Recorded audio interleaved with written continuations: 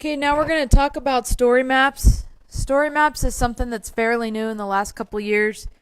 It's something that we're starting to use a lot on our fires. They're using them on all risk incident, hurricanes, floods. You see quite a bit these story maps being used by other organizations and other incidents beside fire. But we're going to mainly talk fire for the most part today, and we're going to talk about what story maps are, what different kinds of story maps there are, and then we're going to dive a little bit into putting a story map together. Story maps can be very hard to understand. They're complicated until you get into it and understand it. Last year I just had to start playing with it. I know Chris did the same. We played with it until we started to understand it.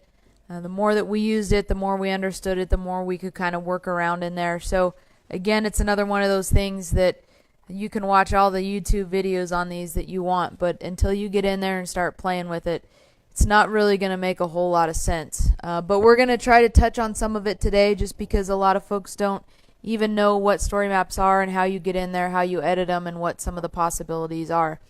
So we're just going to talk about the types of fire maps that are out there, and we're going to show some examples, or story maps, I'm sorry.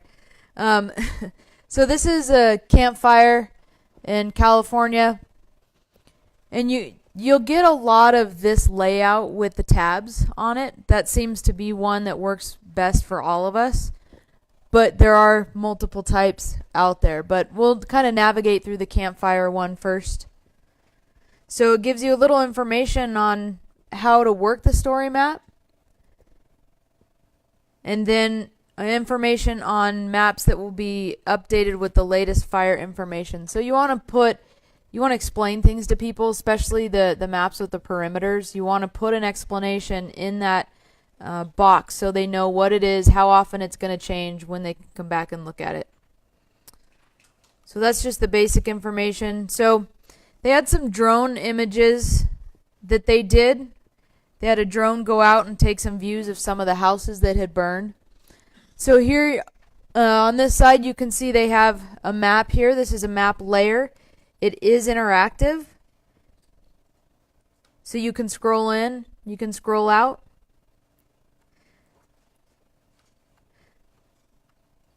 This is a map that was made likely by their GIS folks.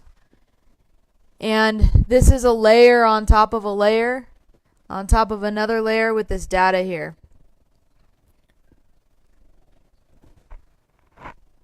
So this is some of the drone footage. And it comes up and it gives a map of where this is, and it gives a photo of this property. So people can go in and zoom in on their property and see what it looks like. And in the left here, they have just some basic information on how to use the map again, some credits, and they have embedded a YouTube video in this so to talk about how they took some of these photos. On the side here there's a lot of options, and what you'll kind of see some of the things that you can do with it. You can put pictures in there, you can embed YouTube videos, Flickr works with story maps, and a few other applications out there. And again, here's some of the credits on who did that, Cal Fire, and the use of the images. So with these layers, you can see here this logo here. It was the Town of Paradise in Butte County. So they're the ones that own this data. They're the ones that own this information. And they use some of the maps that they have within the county. When we go on fire, sometimes the county can give us some of these detailed layers. And we'll talk a little bit more about those layers as well. So 360 images, they did a few of those. So again, another map layer with data. Something I want to point out. Build this off AGOL? Yes. ArcGIS Online AGOL is where we build these maps. Both the maps and the story maps. So Well, let's be clear. We don't build them. we build the story map. the GIS people build the layers, right? Correct.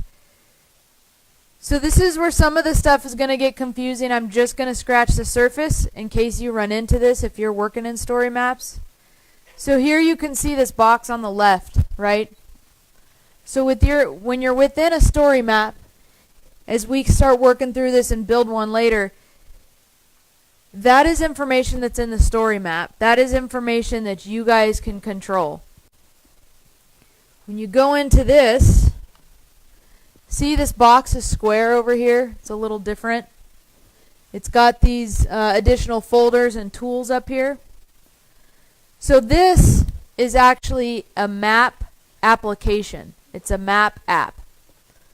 So the GIS person or whoever built this map built it, and they put all of this information in there for them. You have to go into the map to edit that, and you go into the story map to edit this. So if you're working in a map and you see this come up and you're not able to find how to edit it, remember that that's probably in that map, in the map layer itself. You can't get to this, so whoever owns the map has to let you get in and edit it. I've run into that and I tried for hours. What was that? You click on each of those symbols to, Here? no, on the map. Yes. So he asked if we click on the symbols here in the middle. Yes, this is interactive as well. But just remember that if you get this to show up in the square box in these little tools and you can't figure out how to edit, remember that you can't edit it.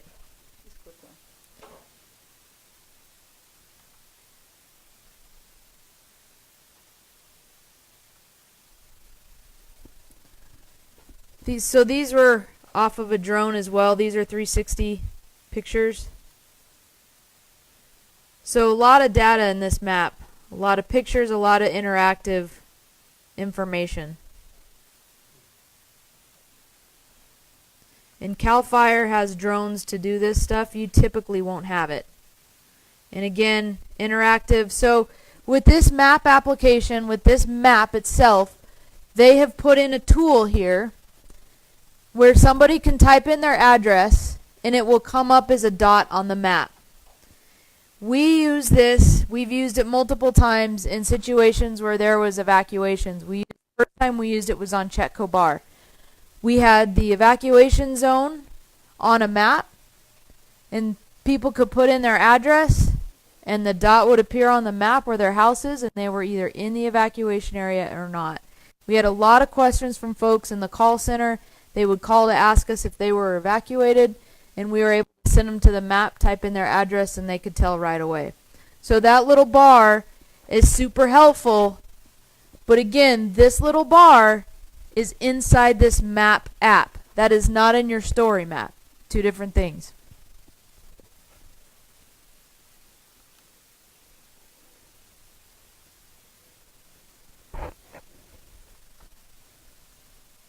And so this is an evacuation map. Again, a different layer that they use here. They have a disclaimer, which is always very good to put up. But again, this, you guys see here. Oh, I have to agree. So you see this square box again? And you see all this stuff that looks just a little bit different. You again have this embedded in the map. This, including that pop-up, is in the map application. That is not within the story map. So you bring the map application into the story map. If you want that edited, you have to edit that story map. And you can tell the little bit, it's a slight difference, but you can see it. So you cannot edit this. The person who built this map and owns it is the only one that can edit that stuff. So they had a place where you could go in and check your structure status.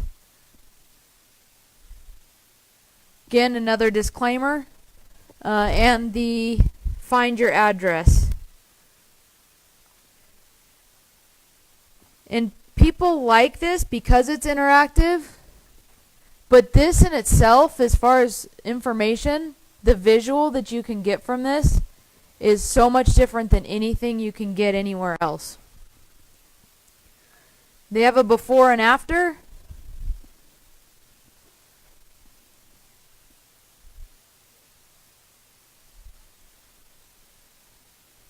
And this one is a slider. So this one, they can go back and forth.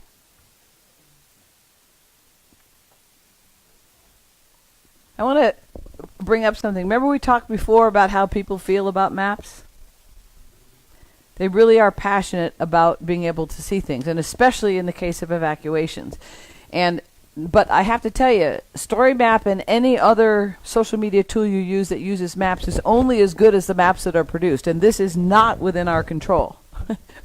So this is totally dependent on your GIS people knowing what, whatever they're producing. And these kind of things being produced are these are hard to do. These are done by, CAL FIRE does this because they're an agency who can do these kind of things. You're going to find very few people in the Forest Service that can produce these things, or BLM at a regular fire while you're in a yurt. They're not going to be able to produce these kinds of things. But often you find county people, the county layers, that they have layers because they have done home assessments, or they have the homes tracked. And they may have somebody who goes out and does assessments. But unless there's somebody actually doing those kind of assessments, you're not going to have these kind of maps. So this is like the fanciest map thing you're ever going to show. Extremely fancy. But how cool is it that all these maps are available to people to actually look at this place without having to actually go back there, because they're not allowed in the area, but you can still have people look at their homes. But remember, this is none of this kind of stuff. All we do is control how it looks, how many tabs we put up. Then we go into a place and pull the map out that we need and show it. But we don't make any of this, so don't worry about that piece of it. That's your people, the people behind the scenes that do that. County people that would have it, you have to get access from them. She'll explain. Yes. There's a process for getting access to the maps. So the question was, how do you get access to county information, county maps? And we'll talk about that in a little bit. I just want to go through again some of the possibilities, some of the things you can see. So this was a fire response. This looks like it's an after the fire type thing. So again, lots of data, lots of information. You can find your address. Very interactive with some of the stuff that they do. So we'll go to the car fire. So again, here is the story map box. Whoever built the story map was able to edit that information, put it in there. You want to have the pertinent information on the front page. And then instead of a map, they chose to have a picture in here. So in here you can have a picture, you can have a video. They say you can have a website, but I haven't gotten it to work yet. But there's lots of options within that. Fire perimeter. They chose the type of base map that they wanted to use. And then I believe here the polygon for the fire perimeter is just no longer there. So you'd see the perimeter on this map. And so the beauty of fire perimeters in a story map is that the GIS people who maintain the data in there, when they go into the computer, they can upload the new polygon every day and it will automatically show up here. So it's real time of when the GIS people update that information. So we don't have to wait for a paper map. While she's doing that, let me add that it's different. It's different than Blogger. Can you hear her now? Okay. Okay. The difference between this and the maps that you would use on Blogger is that the Blogger map comes in as she's saying as an iframe map from a static site. It's not a data stream. So a data stream, something you get with a data stream like this, somebody goes in and does is change parts of it, and it automatically just updates that data stream all the time. Whereas a picture of a map, or even the iframe map for fires, the only place we have normally to get them from for Blogger is from you get it from, say, the map that's on the FTP site, and you put that URL in and it shows. But you'd have to change it every day. So you can have a data stream on the Blogger map, but you again you have to find a place to put it. So these are nice because they just automatically update. The Yes. polygon that you're talking about, is that done by a swag out to the ops people come in at night, or is that have you got anybody field observer that's out there giving you? It's usually off of a combination of the infrared flight and operations that have come in and ground truth it.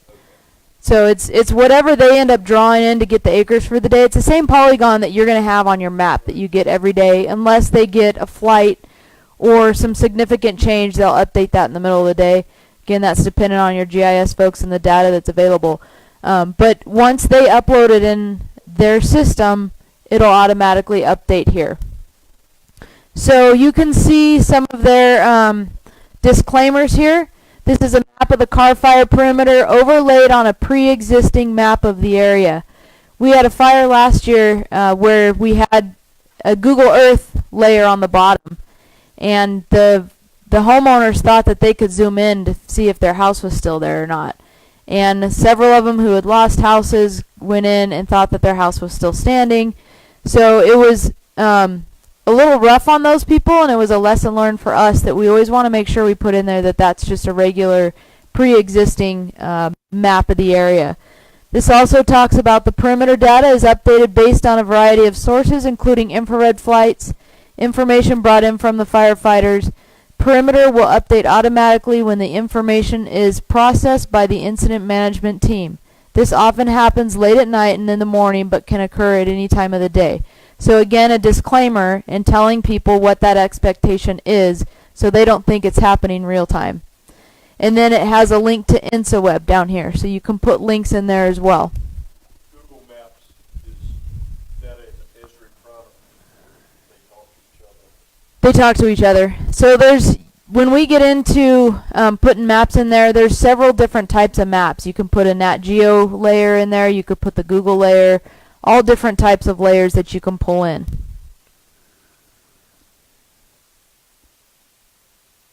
So incident info, I'm not sure what was here. Whatever it is broken. And all these fires that we're going to go through are old fires. And so some of the links and some of the data is no longer there. It's just to kind of show you how the map is set up. Smoke forecast is one we use a lot.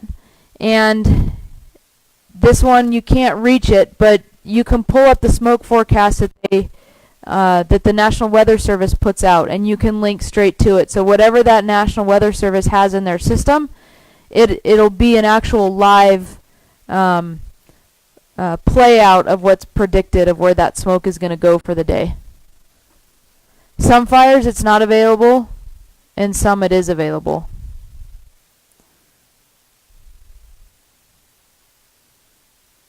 I'm not sure what this Greater Reading area. Yeah.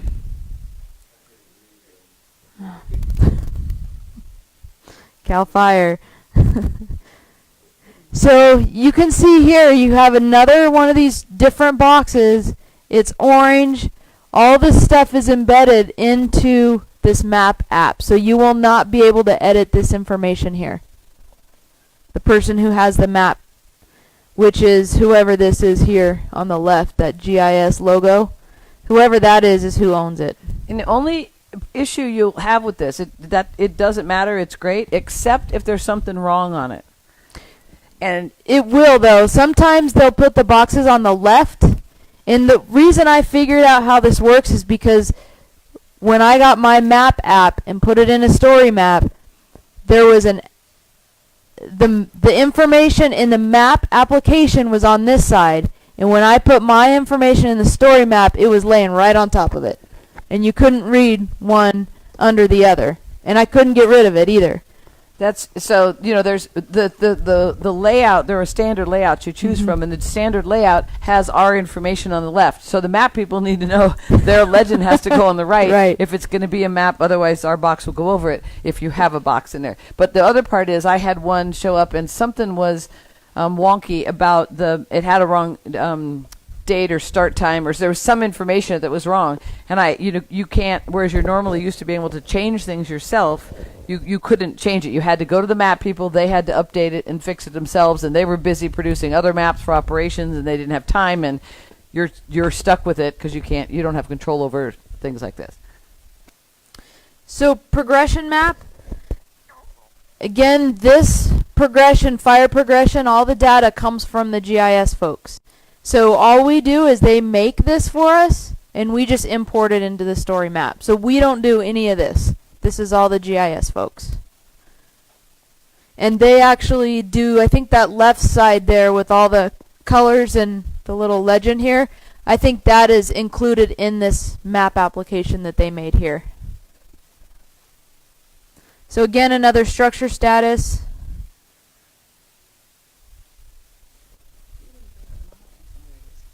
Which one? The hurricane?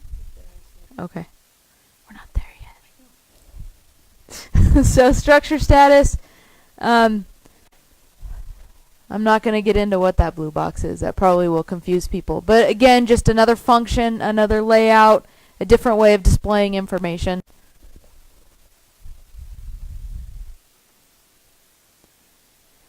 And then they were able to link to a website here, and this has their alerts and conditions for the Park Service in Whiskey Town. So you can link that. I haven't been able to make it work with InsaWeb or any of the other websites. This one clearly works, but you can link them back to wherever that pertinent information is. You want to do that one? So this is the one that I built, and it was the first one I built for the hurricane recovery. And so I just want to, we only had one map, and it's not showing right now because we did have a picture. In this case, all this is supposed to be here. But when we wanted to show the map, let's see, if we clicked on one of these, I believe it says, oh, that one. So we chose to do this. We had pictures of the area that was damaged, the hurricane recovery stuff, and then inset pictures in the side panel. The main map, let me see where we put the, oh, it's still there. Okay. So this is the only map we had, and this was produced by we didn't have a lot of other fancy maps because this is hurricane recovery, not a fire.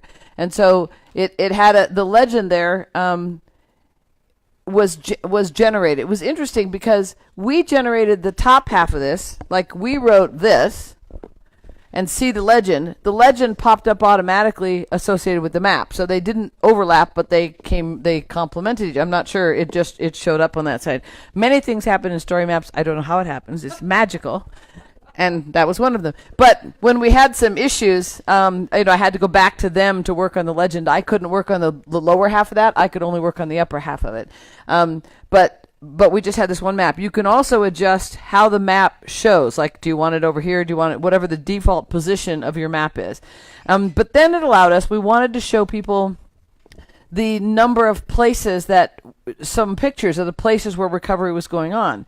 So one of them was called Flanders Beach, and it's showing up the same. So this was hurricane damage along a trail, and then we used the left side to sort of tell the story. And the thing that I like about it is that in this left side where it says Flanders Beach, if I can make hyperlinks in any of this on the left side, you'll notice I'll scroll down. We put a bunch of pictures in here with a lot of text talking about what people were seeing. But we could also link. When you click on Flanders Beach, it was something's broken. This was a while ago, but it would fly into that portion of the beach. And then if you go down farther, let's see if we had any other ones in here. So you could just see pictures, etc. This one, We Talk Trail, had some interesting stuff because you could click here for these map links are broken. Here you could click for a video we did an interview with this Davidson River Initial Attack Crew, and these are not I guess the link is broken. But you could click to add a video. We had the Davidson River Initial Attack Crew, which is a Job Corps crew. And so we wanted to do a story about them. And so we created a video about what they were doing. We could link it over there. And then they were working on the hurricane damaged trail, so we had video of them working there. We clicked here for more on the crew. You could go to this and it was linked to, there was an article that came out about them, so we just linked to the article so people could read the article about the Davidson crew if they wanted to. It's just a URL, that's all. And then we have pictures of them and things about what they were working on, but you can embed links or videos or whatever you want on one side. And I thought that's a really powerful tool. You're capturing your story. The thing that I like about story maps is it lets you put everything in one place, the pictures, the story, the maps, so that people have the whole picture. And depending on the layout you use, you might be able to, some of them have, if you're picture heavy, have pictures, and when you click on the picture, it shows you the dot where it was taken on the map and shows you a picture of that area on the map. So you can click around the map and look at those things, which we don't have a lot of tools that will do that. You have a map in one place, you look at that, and you have the update in another place. We also, we had the red cockaded woodpecker was an issue, so we did a special tab just on this particular thing and a story about what was going on. One of the things we did was create this. We created a YouTube channel. It will let you import a link to a YouTube channel. It's not, the link is broken right now, but these were all the videos over here that we had done. And so if you click, it used to be that what it would do was bring in essentially a YouTube player. So you created a channel and you grabbed the player, and it had 3 lines in the upper corner. And when you click the lines, that list over there came up. So you could pick any of those videos in here to play if you wanted to watch any of them. So I didn't bring in a single video. We wanted to bring in the entire channel so that people could watch any of the videos that they wanted to over time. And then one thing we had trouble doing, but we got it to do, it worked on some of these. We wanted to be able to show people sort of a story, because we had a longer story to tell and we wanted to put it somewhere. So we created this, which is Fire Keeps the Croatan Healthy. We also had one on the Davidson River Initial Attack Crew. Here was the issue. Remember what I told you? When you bring things into places like this, they have to live somewhere. So where was it going to live? So we could have a URL to bring in and show. Well, what was interesting was for a PDF like this, it doesn't like PDFs for some reason. We tried Drive. Drive didn't work. We tried the FireNet Drive. That didn't work. We tried Dropbox. That didn't work. The only thing I found that would work, and this is in it, was in, if you're in the Forest Service, we have that, the Pinion is our version of Box. Well, the original non-Forest Service Box worked. This is where these are stored. I have a non-Forest Service box. And because the Forest Service one, I first put it in there into our box, and I saw it. I went, well, that works great. Then I logged out. Well, it didn't work. So I realized it's only because I had an account there, so that wasn't going to work publicly. But Box, the original version of Box, is the only one I found that would work. So I don't know if they're going to fix that. I told them it'd be really nice if we could put it on a FireNet drive, because everyone would be using those anyway, and that would be really handy. But so far I haven't, oddly they're not running away to do what I want. Yes? So I walked in late, and I'm sorry. That's... Maybe I missed this. I've been sitting here trying to get to these. I'll tell you how you get to them. If anybody who wants to see these as we're looking through them or check them out later, if you go into the student folder in Drive and into student resources, okay, and in student resources, open that up and you'll see folders that say how to. Open the how to folder, and inside there is a folder called Story Maps. If you open that up, there are 2 pages with links. One has examples, and that's all the ones we're looking at: Campfire, Car Fire, the Hurricane, Boulder Horse Park. And so those are in there. You can go to those links and look through those yourself. Some of the parts of them are broken, so some of the links won't work, but you'll get the idea of what it looks like. The other one is, which we'll go into, Dawn's going to go into, has a list of links on how to build one, how to access it, where the resources and training and all that kind of thing is. So, but there is one in there with all these examples if you want to look at them. Brad? Okay, I'm trying to wrap my mind around this. Me too. Story maps, I mean, looking at it, it reminds me sort of like blogging with the tabs and stuff. What's the difference? The- Could you this way. do this in blog? No, and the difference is that you can link to an ArcGIS map, and those maps will update as the data updates, and you have access to a lot more of the data that you're looking to display. So, for instance, I use one for my forest for fire restrictions. we're able to pull up a regular map and then overlay the polygons of the forest, and then we can break that up into where the fire restrictions are, and I'll show you guys that in a little bit. But the map data is really what is the heart of all this, that interactive map and the data that you can display in it. It's true. This is a map-based this is ArcGIS. It started out as a way to display maps, but became a very powerful tool for PIOs as they added these layouts in. So suddenly, like this one, the majority of what's on here is not maps. I mean, I'm using ArcGIS, but the majority of what's on here is information. There's only one map on this particular one. Other kinds have, like on the car fire and those that had lots more maps on them. I think, to tell you the truth, I think, yes, it's possible. Remember we talked yesterday on Blogger about that top piece could be an iframe map. And you remember the one we saw from Washington Smoke Management? And Washington Smoke Blogger page had the green dots in it that were the monitors. That's a live data stream, and that map stays updated no matter what. So if you have a data stream, then that's all these maps are, is a data stream. The map that you're seeing that is constantly updated, it's a data stream that someone is able to edit. If you have that kind of data stream, you can build a map for your fire and put it into Blogger, and it will update automatically if you're doing it by data stream. If you're doing it by a picture, it's not going to update. You're going to have to put a new one in every day. It's not actually a map. It's really not zoomable. If you want an interactive map, you have to have a data stream. And so the question is, to create a data stream, the map that's updated every day has to live somewhere. And it depends where your GIS people want to put it. So yes, it's possible to put these into Blogger. It's a little more advanced than we could cover in this class. And I don't create data streams, so you'd need to work with a GIS person who can help you practice with data streams.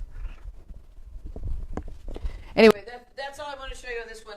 I thought it was great because you could create stuff in the side panel. You could put a picture here or a map. We didn't have a lot of maps, so we just put pictures, but we had all our information on the left side.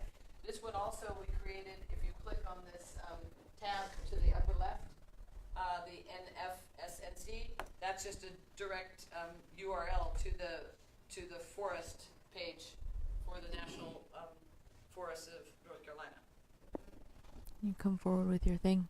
Do it? You need to be louder. Oh, thank you. sorry.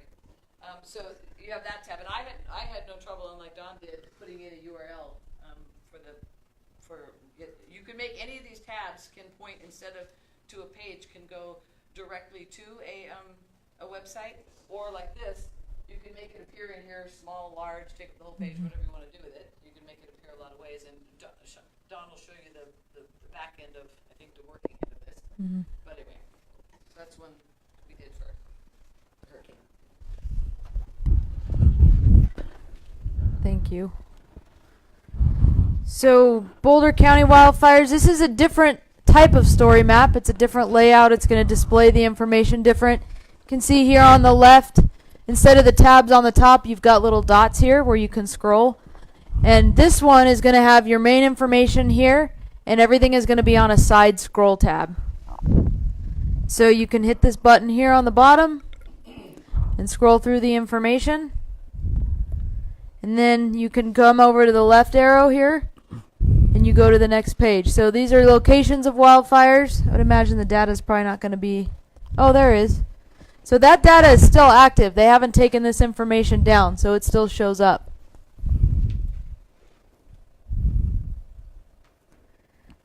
And then they go through each fire, and you can see it highlights there, and they can explain. All these little guys are turning yellow as it goes to each fire. They have some photos, aerial photos. And this one was just put together by Boulder County, and it was just information on fires, it looks like, and then there's some preparedness. And that's all on this one. So it wasn't a single fire specific, it was about fires in the Boulder area.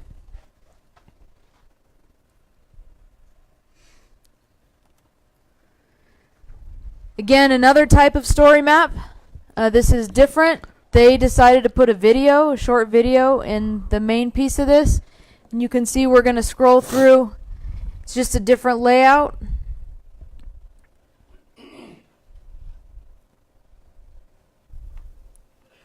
And this is one solid where you can scroll through. They have some pictures in there, more information, and each one has a header that they put in.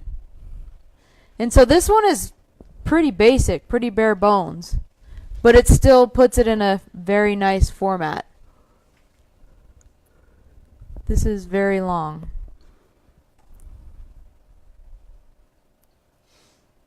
You can see there's some more pictures here.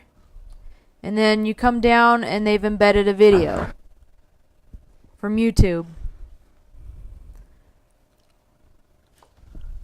And you can kind of get that. Oh, there's some tabs along the top. So that was the response to this fire. And this is for the Horse Park entrapment. This was in Colorado last year. And then in their own words, so they have a little bit of a different layout here. You can scroll down and each one has their little story to go along with the picture. So it organizes it into a nice package. And then the lookout story, again, the type of layout they had in the response, just goes through with the information, pictures. You can embed other stuff, and then more learning tools.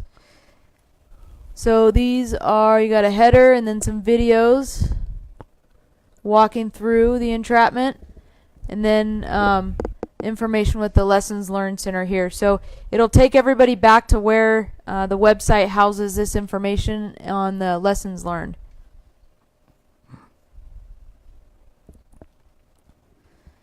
And then I wanted to bring up the Lake Christine. This was one we did last year. This one, again, the layout we've seen a few times. I'm going to try to get into the user side of this because there's a couple of tabs. So the beauty of these maps is you can make tabs on the user side and not have them show up on the public side. So there's, I think, at least 2 tabs that aren't showing that we didn't want to use them anymore. So we just hid them from the public. So we had perimeters and closures. We did have, somehow we got InstaWeb to work. Forecast, and then we had the fire progression. So again, the disclaimer, this map is not going to be updated, but our GIS folks put together a different type of progression map, and they made this one actually play. So they made the map piece of this. And it's just a real quick, they couldn't figure out how to change colors when it was animated. So it just shows the fire and the progression that it had. So again, you can see the square box here. This is within the story. This is within the map application, and this box that matches everything else is within the story map.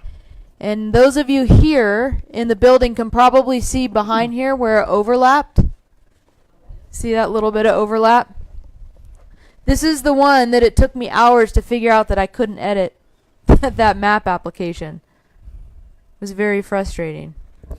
And then apparently somebody made a different story map. It's an Esri map on Lake Christine. And I have not seen this. So it's another of those layout where it's in the center. As a resident. And so it just gives a little background. There's the PIO story map. This was just a PDF or a JPEG that they put in.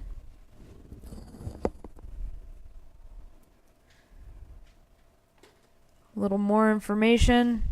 And you can see how they zoomed in. Yeah, this was just a resident. Their view.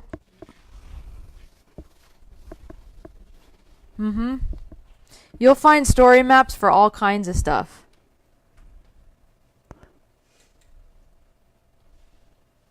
And they gave credits to everybody that they used. And then the last one, let's see. So I have 2 accounts. Do you want to explain the? Yeah, so the types of accounts. Well, the organizations you belong to, the organization creates a group, and then the group.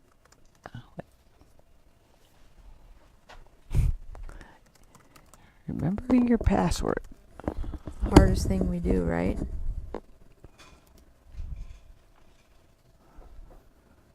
So yeah, you have different accounts. So each county, each entity that uses ArcGIS Online will have their own account. So I have one for Forest Service. This is my Forest Service one.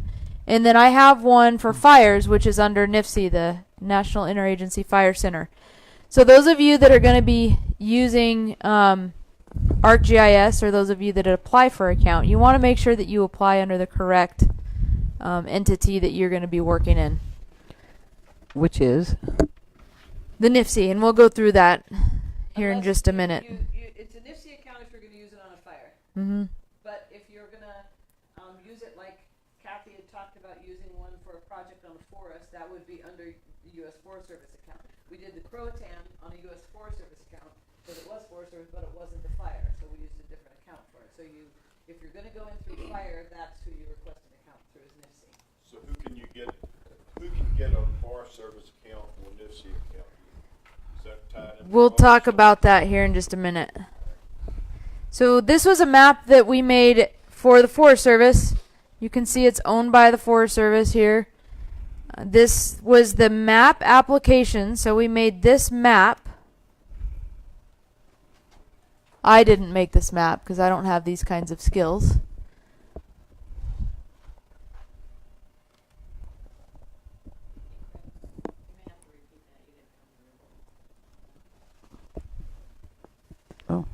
So this is the layout to make the map piece. So this is the map application. And they added all of our districts as different polygons. They have the recreation sites and the whole legend of what's in there. And then I took that and I imported it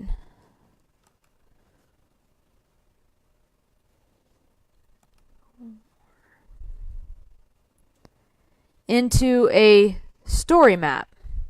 So within the story map, you see we've pulled in the map here. We have, this was just for fire restrictions. So we put fire restriction information here, gave our little disclaimers, and then our big disclaimer that the Forest Service has to give for maps. And then we had a lot of questions of stage 1, stage 2 fire restrictions. So years ago I did these lovely videos on fire restrictions, and so we imported them, and then we put also the information here on the left so people could read and they could watch a video of what is allowed during stage 1, stage 2. And then the know before you go, what we did is we had a situation last year where each district was going into different fire restrictions, and so we could turn one district a certain color and people could see wherever they were recreating whether that was in a restricted area or not. And you can see here on the little dots, like this is a trailhead. We had a campground, and that's a picnic site. So all of them we had all of our recreation sites, and there really wasn't a question as if I go here, is it in fire restrictions? It was really hard for the public to understand why they could have a campfire here and not here. So we tried to explain that and make it a little more user-friendly. This thing, I think, had 200,000 views last summer. It was very popular. It worked out very, very well. So you can also use these on a phone. So you can pull up the link and it will show this on your phone, but it won't show this. What you're going to find, and I don't have a picture of it, unfortunately, it's a big blue circle with a white eye in it. And if you click that eye, then the information will come up and they can see it that way. So we had to do a little tutorial on Twitter of how you look at it on your phone because most people use that. And again, that's another thing that took us a while to figure out how to see the information. We did on Twitter. Oh, did I post my tutorial somewhere? I did, but I did not bring it up. Okay, so here is I logged in here, got our overview. Let's see.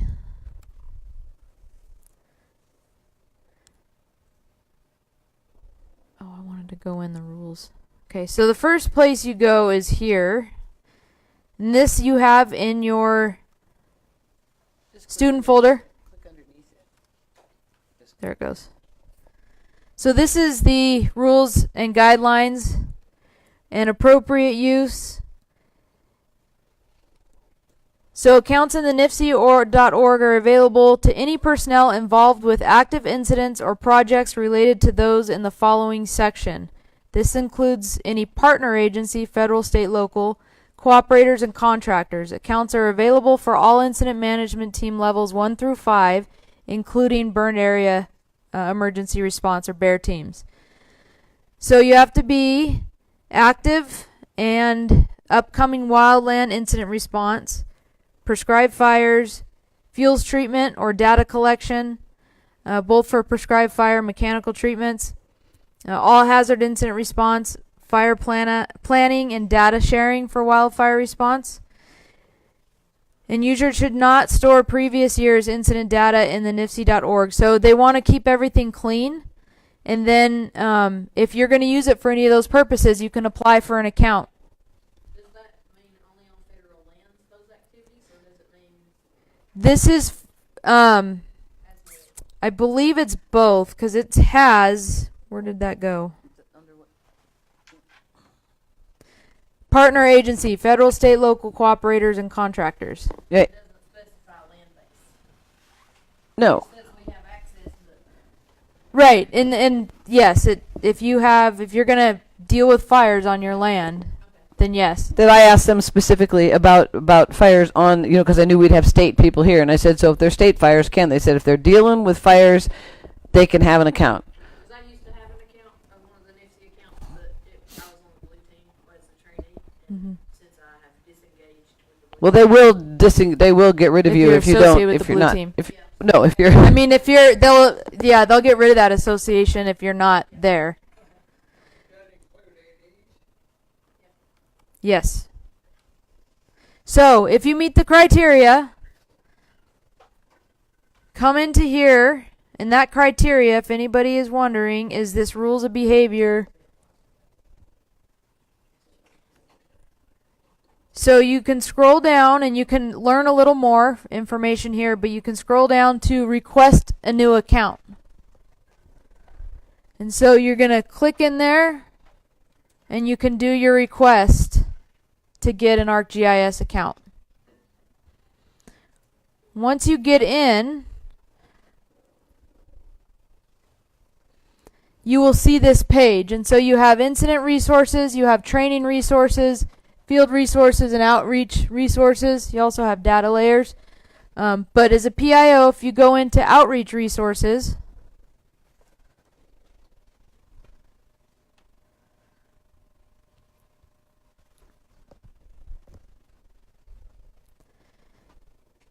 you will have how to make a public information map, a map tour, how to do a story map journal, and then a PIO web template.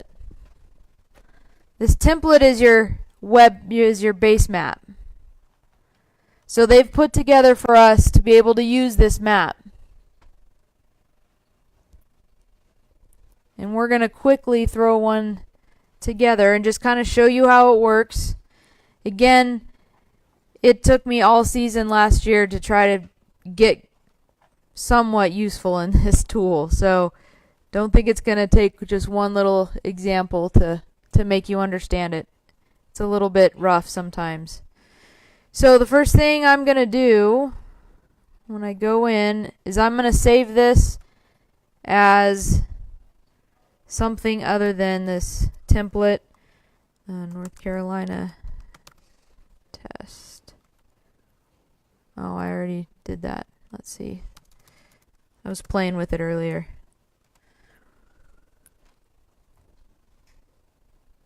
So we can go in, and these are all the maps that are all the fires that are currently active in the U.S. So here on the left, it'll tell you these are your Is that from NCWeb? Geomac.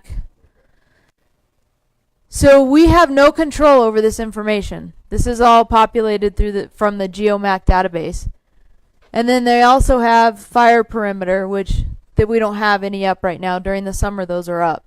So these are the data that you have on your base map. And you can scroll in. Let's take this chunk of wildfires over here. So if we want this to be what's displayed, we go ahead and we save that. Once you save it, it's going to save wherever you're scrolled in. So when the person brings up the map, that's what they're going to see. So you can change that. You can add to that layer.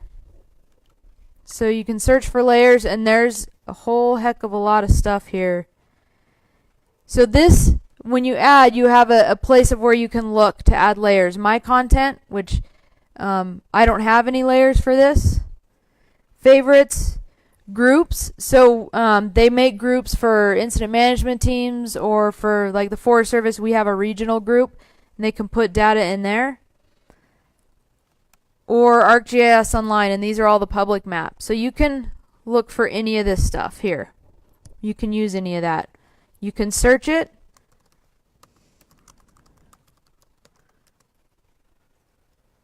Search North Carolina, and here's what comes up. And you can add any of these public maps that are here. Ash. Yeah. So traffic forecasting, let's add that. Can you show how you add a group? A group? That's way more complicated. The basic explanation is there are organizations, groups, and individuals. The organization is NIFC. You have to belong to an organization.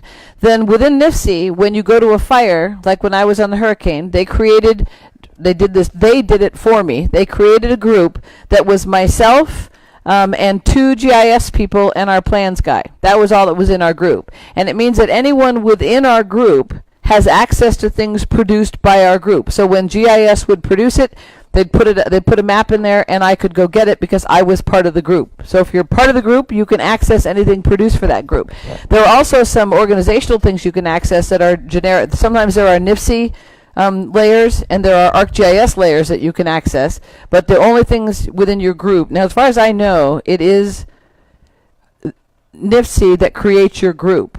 I believe so. I don't create groups. I just get added to them. I get added to groups. The same with me. So it's again that magical thing that happens that someone creates this group. But so far it's been the people there that created the group for us. When we said we need to add these people to a group, and they make the group. There might be another way, but we'll learn more as it happens. We're lucky to understand this piece right now. So again, you can refocus what you want on here.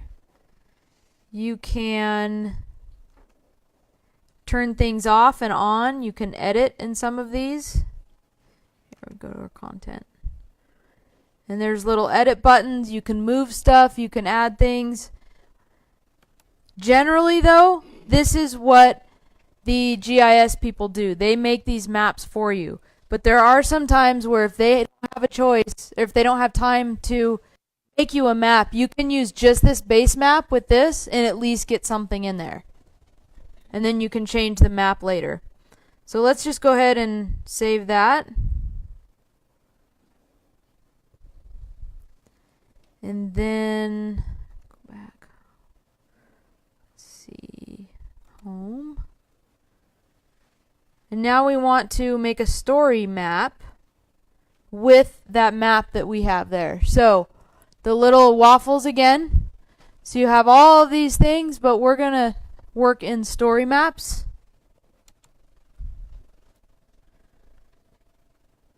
And you're still in NIFC? Yes. Well, this is ArcGIS Online. I'm still logged in my NIFC account. But we're on the main. So this was my Spanish. I have access to some of this because this is what's in my content. We did Lake Christine in Spanish and in English. And that was the first time that was ever done that we know of. That there was a toggle switch. So these are all mine. My stories. Oh, there it is. Okay, so these are the different types. So a map tour. So basically with a map tour, you can put pictures on a map and geo-reference those photos, and they'll show a place on the map, and then you can have that picture show up. So you can take a little map tour. Map journal is the one where you could scroll on the left, and it has that little the little tab, the dots here on the left. Cascade is the one in the middle that puts everything to go through right through the middle. Map series, I don't think that'll go around the map and then have various types of information on the left, but it does have tabs on the top too. You have a short list, which I've never used, which is, I think, photos is basically. And then you have the swipe spyglass, which is where you have like a burned area and an original, and you can go back and forth. And then just a basic for just basic information. You don't have tabs, you just bring in a map and you can put some basic information there.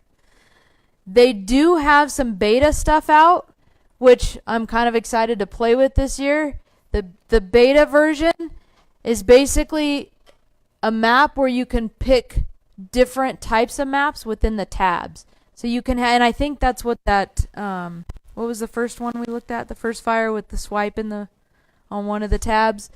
So one of the tabs was a swipe, one of the tabs was a map journal, and you can kind of combine them. I haven't even touched it, but they just came out with it. It's still a beta version. So can do a map journal.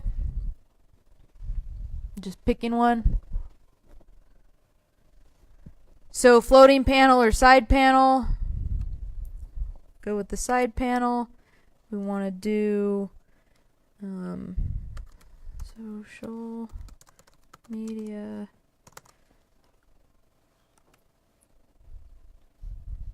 Okay, so the main stage there, that's that middle piece. What do we want to do? We want to select a map.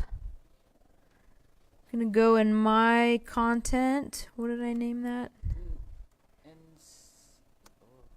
Oh, you got to remember what you name things. I don't. There we go. It's in North Carolina.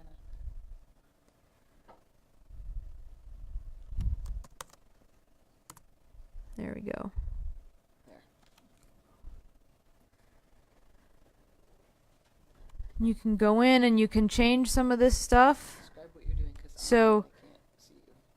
I'm going into, it gave us some options for what's displayed on the map location. So here you can edit that. Oops. Sorry, I'm not at home. And then you can zoom into what you want to display, save map location. That is the location. Instead of map default, I went to custom configuration. And you can do that on all of this. You have a few little extras. You can add that address and place finder here. And again, if they put an address place finder feature in your map application, you don't want to do a second one in your story map. Same with the legend. And the same with the legend, yes.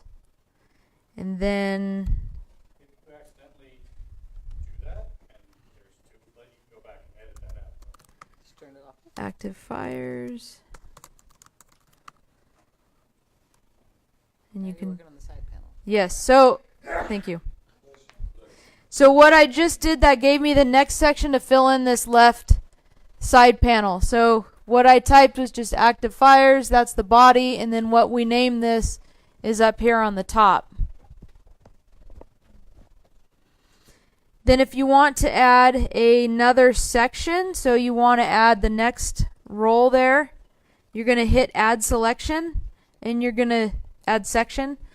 You're going to do the same thing. So if we want to do YouTube video fire, and then you go to video, and then within video you can either do a link for one, you can pick it from YouTube, and you can put a Vimeo up there.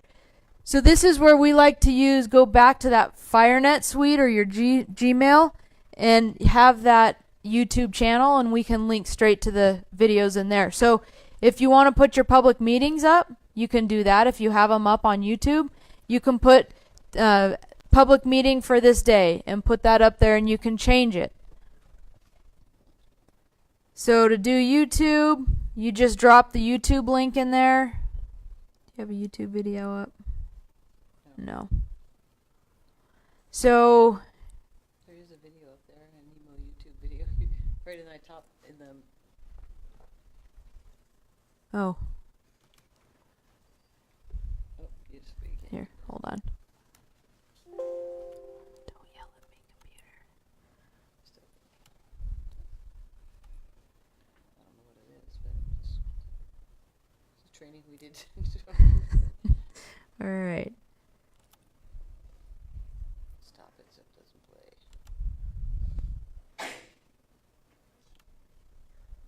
You have to describe what you're doing. No one else So can see. that's right. Forgot you guys can't see online.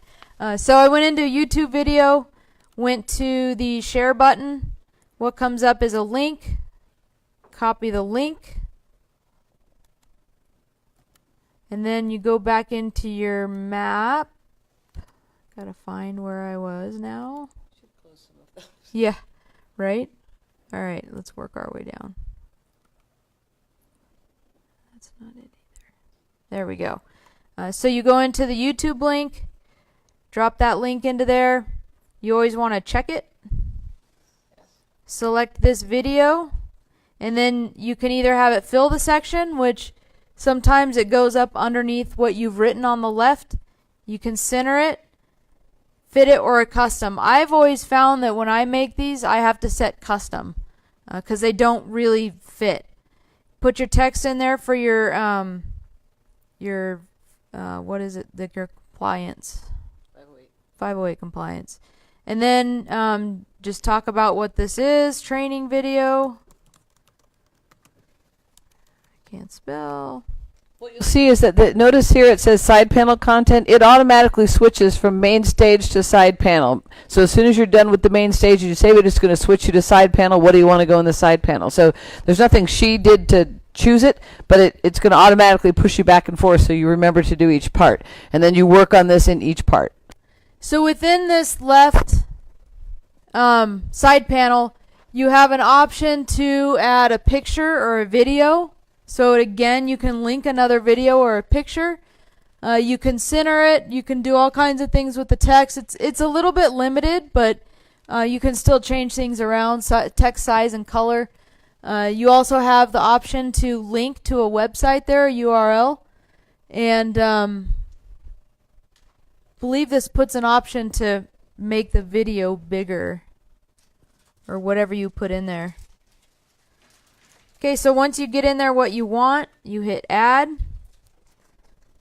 And that's going to add all of your information to the left. And again, you can go in and edit this. And then you can continue on with adding information that you want. And you can have tabs that give website information, restrictions, websites to your county where they can sign up for alerts. And then once you do that, you can go into the top here where it says view story. And you look up here, story is private. So that's not public yet. And it's not public until you make it public. So you view your story and you see what it looks like.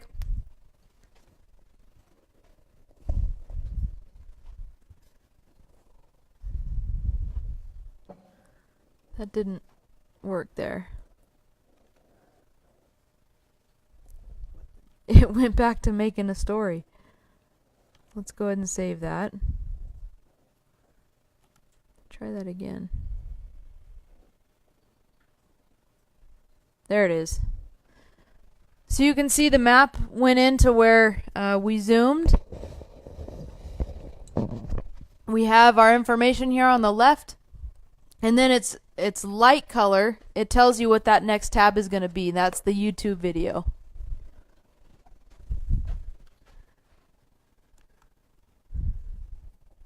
Now, some important things to know. So on these maps, the information that you display here has to be made public. I've spent hours working on a map and getting the data off of the ArcGIS online that our GISSs have produced, pull it in, and you go to make it public, and it says that the information is not made public, so you can't share the map. So they have to go in and they have to change the settings for that data to be able to be made public for us to then use it here. So that's an important piece that took a little while for us to figure out, is that that map has to be made public. So the things to think about is all the data that comes in from the firefighters out in the field, if they're using Collector on their iPads, all that information, including sensitive information, is going into that layer. So my GISSs make a completely separate map layer with just the perimeter polygon, and that's what they update every day. That way there's no mistaking what we make public. There's no accidentally turning a feature on that shouldn't be turned on. So those need to be done. What else? Is that just at the map level that it needs to be made public? Correct. Not the Well, data they collect from it? the data that goes into the map has to be made public. So that stuff, that the data that comes in from Collector, like all the house points where the houses are and the water sources and all those, they have to go in and manually make those public. And so if they have a whole map layer with just a ton of information, they have to go in and turn off each feature layer. So instead of doing that, they just give us our own map and they put just the polygon on it, and that's what they update every day. And so once they update that, then it automatically comes through and it shows online. Then once you're done, yes? Do you do any other features besides polygon? I mean, can you work with them sometimes? Mm-hmm. There's some. So he asked if there's any other features that you can put in there other than polygons. Yes. So Lake Christine Fire, one of the things that we did, which I think might have been a first as well, is we sent our PIOs out with an iPad with Collector on it, and they went out, and even the old guys who barely knew how to turn on an iPad went out and took points of where the info boards were. And so with those info boards, we could schedule on our story map where the board was and what time a PIO would be there to answer people's questions. So we were able to pull in just those points, and people could see where the boards were and what kind of information was at the boards. Just for your information, you might have heard about Collector. You might have heard of it, but Collector is just the on-the-ground tool used to collect data that feeds into these maps. So your fire line people, your FOBs, or your operations people and all can feed information in the field and send it back to operations or GIS, and it can get those data points, whatever they might be, can be fed in. I've seen story maps done for the logistics of a camp. They can make a logistics map using Collector to collect, here's the staging area, here's the whatever, and here's where the food unit is and the hand washing stations, etc., so that people can see it on their phone. They can look at the map. And you can use it with your smartphone.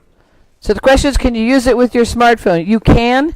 It's a little like Blogger, the same issue, that you can't. It doesn't display exactly the same. And if you don't understand how to find the same information is there, but like she said, that side panel doesn't appear, so you have to click something to make the side panel appear.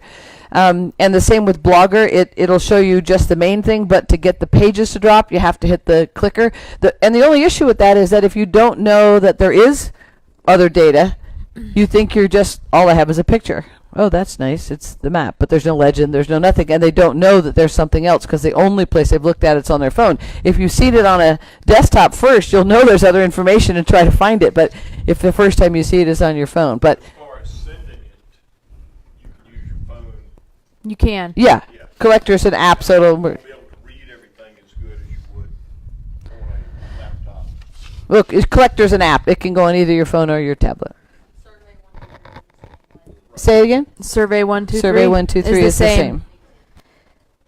So what I did, because I don't use Collector, and so I don't really know how it works enough to teach anybody. So what I asked our GIS folks to do is make us that layer for those guys, put exactly what we wanted in there. We would have this board has a map and somebody that comes at scheduled times. This board is just a map and a daily news release on a bulletin board in a gas station. So we had all these categories, and they sat down and took 15 minutes with all the PIOs, and they went through and taught them how to use it very quickly. And they went out and were successful with one short training and a layer that matched exactly what we wanted. So the GISSs have the time to sit down and do it. It worked seamlessly. It was great. I mean, we had Greg Hewley out there with a laptop doing collector. It was pretty impressive. So once you get your information in your story map where it is, you go to the share button, which is going to be on the top next to view story. Hit share. Right now it's private. You can either share it with just an organization and only members of your organization. So since I'm in the NIFC page, NIFC folks will see it. If I was in Forest Service, only Forest Service would be able to see it. Or you can do public. This is the preview that you can go and look at it again. And once you're up and running with the public, and then it'll start getting all of the data off of how many people have seen it and all your all the information. And then once you're done, it'll give you the okay, you're ready to go. And that's basically it. As long as you have all your stuff in there that's public and all your links work, you're good to go. Do this one.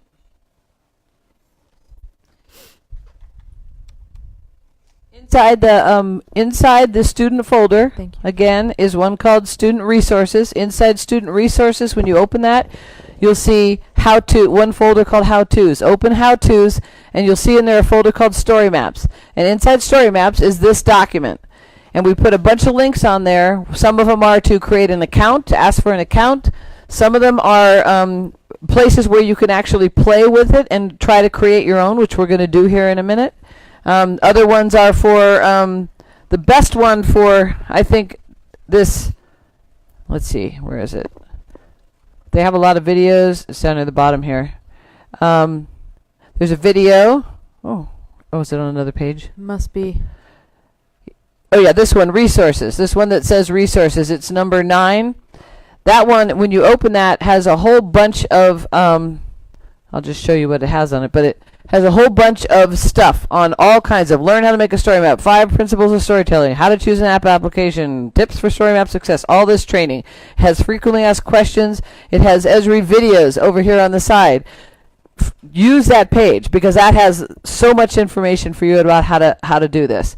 And then another one, the one I really like, is this one called App List under number 7. If you go to practice, if you click on this one, it will take you to a page that lets you play with it, create a story, and then you get to pick your application. You can start putting things in and give it a try.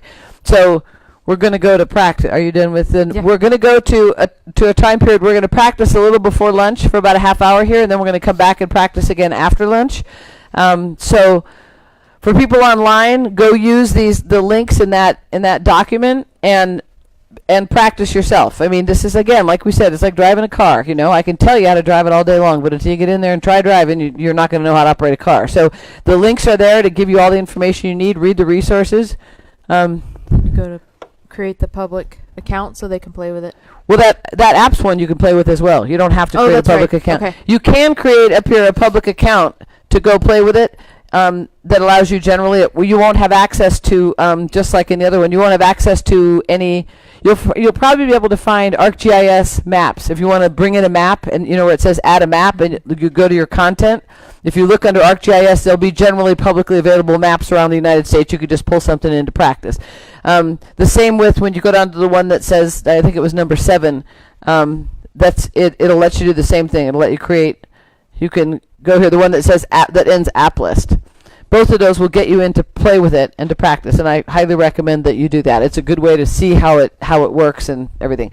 So the plan is for a half hour here, we're going to practice here, and then we're going to go to lunch, and then we're going to practice again a little bit after lunch, and after that about what time? probably about 13:30, we're going to start on the final scenario, where you're going to try to bring it all together. So for people at home, if you want to, we're not planning on broadcasting anymore after this. So if you would like to practice, I highly recommend that you go in to that same student resources, the same student folder, and you'll find a file in there called Final Scenario. And that's the scenario that we're going to practice with here.